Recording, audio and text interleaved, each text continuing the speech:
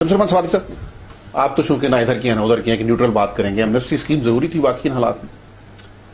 देखें जी, मसला ये है कि हमारे मुल्क में 72 साल से यही है कि फलां को रिलीफ दे, फलां को, जो मराद याफ्ता तबका है, जो अशराफिया है, जो लूटर है, जो काला धन कमाता है, उसको रिलीफ देने में हमने मुल्क को तबाही के दाने पर लाकर खड़ा कर दिया है। आज एलानिया नहीं है तो गैर एलानिया तौर पर हम दिवालिया हो गए हैं। बुरे हालात है मईशत के, 147 रुपये आज डॉलर है। मेरा ये ख्याल है इकानमी के कोई माहिर इससे इत्तेफाक करेंगे या नहीं।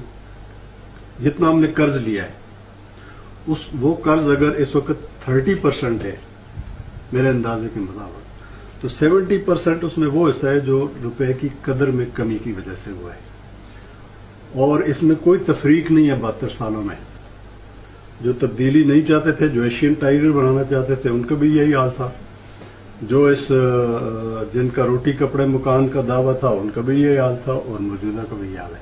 और मौजूदा तो खैर एक जो पीटीआई की हुकूमत है वो तो एक हसीन इम्तिजाज है। नवाज शरीफ, पीपल्स पार्टी, परवेज मुशर्रफ, कौमी हुकूमत बन गई है। कौमी हुकूमत बन गई है। तीनों का मजमूआ है, सारा एक्सपीरियंस, सारा कौमी पार्लिमानी सदारती निजाम आ गया, सारा तजर्बा इकट्ठा हो गया है। और मेरे नून के भाई कह रहे हैं कि IMF के हवाले कर दिया है।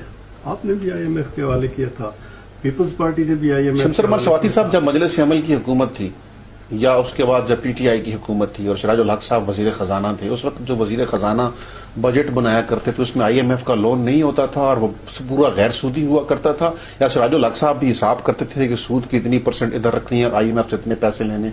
सिस्टम ही सर यही है, तो फिर ये तनकीद तो नहीं बनती ना। जो MMA की हुकूमत थी वो कौमी सतह पर नहीं थी, प्रोविंशियल बजट की बात कर रहा हूँ। जो पॉलिसी में मैटर चीजें हैं, जो IMF और उसकी डीलिंग होती है वो तो मरकजी हुकूमत करती है, वफाकी करती है, सूबाई तो नहीं करती। ठीक, सूबाई हुकूमत का ये दायरा इख्तियार नहीं है। वो सूबाई हुकूमत थी, और सूबाई हुकूमत में जो हमारा बजट है हम उसमें कह सकते हैं कि वो 3 हिस्सों में था। और ये बड़ा मौका आपने मुझे दिया है कि देखें ना, इस वक्त KP में PTI की 2/3 अक्सरियत से हुकूमत है। उसकी पिछली हुकूमत में हम शामिल थे और 3 वज़रात थे हमारे। उस हुकूमत की एक रेपो थी और उस रेपो की बुनियाद पर तहरीक इंसाफ ने गेन किया पूरे मुल्क में, और KP में 46%, 47% तक उसकी जो है वो पॉपुलरिटी हुई। और वो आज वही लोग हैं, वो क्यों नहीं डिलीवर कर पा रहे? KP में भी डिलीवर नहीं कर पा रहे। तो हम ये कहते हैं कि जो हुक्मरानी है ये दयानत से, अमानत से, सलाहियत से, डिवोशन से। इनमें ये ज़्यादा खूबियां नहीं है मरकज में, अमानत, दयानत?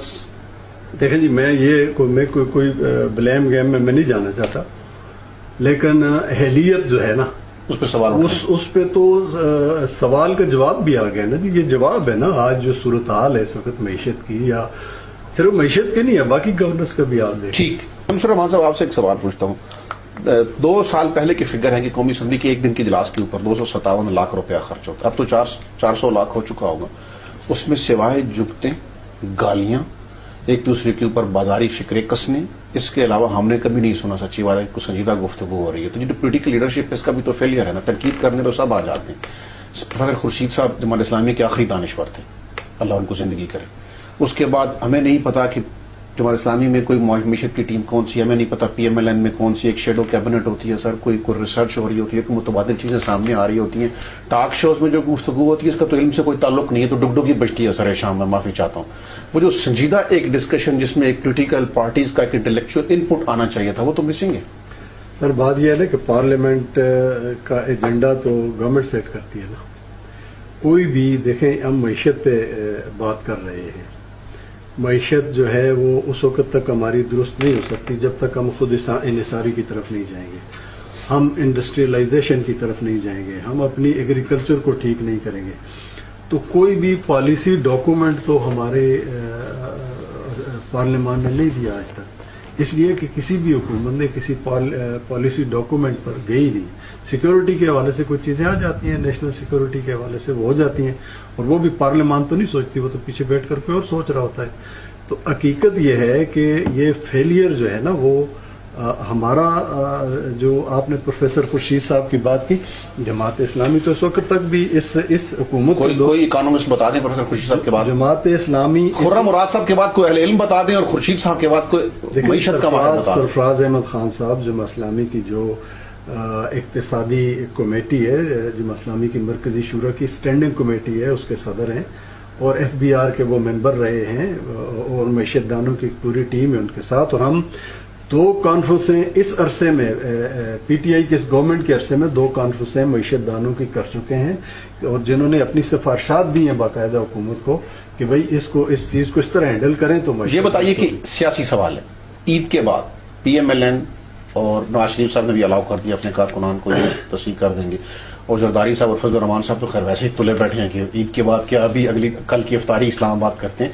تو جو مہنگائی کا طوفان آ رہا ہے، اس میں یہ جماعتیں کوئی سیاسی تحریک کھڑی کر سکتی ہیں، اور جماعت اسلامی کہاں کھڑی ہوگی اگر کوئی تحریک کا ماحول بنتا ہے؟ جماعت اسلامی نے تو ان سے پہلے یہ اعلان کیا ہے کہ ہم عید کے بعد جو ہے نا یہ آئی ایم ایف اور یہ جو موجودہ ساری صورتحال ہے معیشت کی اور گورننس کی، اس کے خلاف اپنے موومنٹ چلائیں گے.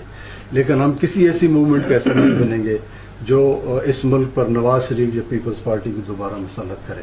کیونکہ آج اگر کوئی یہ فصل یہ قوم کاٹ رہی ہے تو یہ ماضی کے 72 سالہ طرز حکمرانی کی فصل ہے. اس میں بلا شبہ ہماری موجودہ حکمرانوں کی نااہلیت بھی شامل ہو گئی ہے، لیکن حقیقت یہ ہے کہ یہ ماضی کے حکمرانوں کی وہ بوئی ہوئی فصل ہے کہ جنہوں نے اپنے اوپر انحصار نہیں کیا، جو ورلڈ بینک اور آئی ایم ایف اور عالمی اداروں کے اس پر کرتے رہے، اور پاپولر جو فیصلے کرنے کی بھئی اس کو ریلیف دینا ہے، اس کو ریلیف دینا ہے، اس کو ریلیف دینا ہے. قوم کو ریلیف دینے کا کوئی کسی نے نہیں سوچا. خط غربت سے 30% اس وقت ہمارے لوگ خط غربت پہ ہیں، اور 50% رسک پہ ہیں. اور وہ ایک ختم ہو گیا، ایک دن میں $5 کا وہ فرق ہوتا ہے. ڈٹ کے کھڑا ہے آپ کا کپتان، آپ نے گھبرانا نہیں ہے. حقیقت یہ ہے کہ نیچے جوڑ گیا والوں سے تو میں یہ پوچھوں گا، آپ نے جو دیکھیں نا جی، ایک تو ٹیکس نیٹ کا کہا تھا کہ ہم بڑھائیں گے، کوئی نہیں بڑھا ٹیکس نیٹ. اب بھی بجٹ میں یہ ہے کہ جی 5200 یا 5300 ارب کا بجٹ پیش کریں گے. اور سر وہ انڈائریکٹ ٹیکسز لگا کے آپ میری چمڑی ہو جائے گی. انہوں نے جہانگیر ترین پہ تھوڑا ٹیکس لگانا ہے، میکسیمم ہم نے ٹیکس کلیکٹ کیا وہ 4200 ہے نا. تو اب یہ کیسے کریں گے؟ یا کیا انہی ٹیکس دہندگان پر ٹیکس کر دیں گے، یا ٹیکس نیٹ میں نئے لوگوں کو لائیں گے؟ حقیقت تو یہ نہیں. ایک غریب اور بات، جو اصل بات ہے کہ جو جنرل سیلز ٹیکس ہے، جو یوزر سے لیتے ہیں، جو عام آدمی سے لیتے ہیں، جس کی 100 روپے دیہڑ نہیں ہے، جس کی 50 روپے دیہڑ نہیں ہے، وہ بیچارہ کس طرح جیے گا؟